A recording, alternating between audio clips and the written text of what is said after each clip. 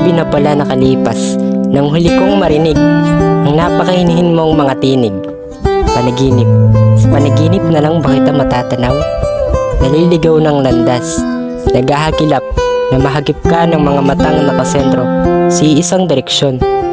Nang mapagtantong, wala ka na pala. Wala ka na pala. Ngunit ang mga alaala mo'y nag-iwan ng marka. Malala.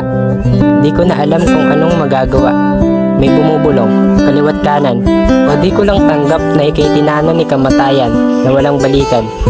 Mahal, kung naririnig mo man, galawin mo ang magkabila ang braso tulad ng pag-alalay ko sa'yo nang mabato ka ng mga bata pa tayo sa ulo.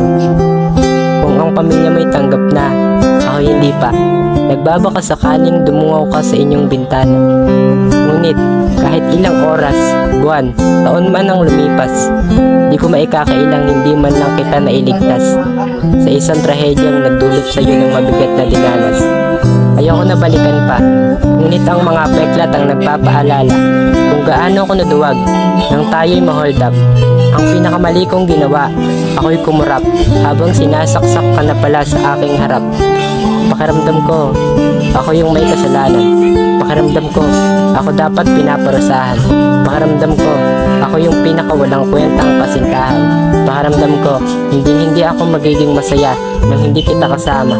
Pero kakayanin, ang ating nasimulan ay aking tatapusin. Ipipilit kong intindihin na hindi ka nababalik sa aking piling. Naalala ko pa noon, yung tayo'y nakasakay sa duyan habang binibilang ang pagpatak ng ulan. Sabay tayong nangarap, pero lahat ng yan mawawala lang pala sa isang iglap. Ngayon, unti-unti ko na lang tinatanggap ang lahat kahit masaklap.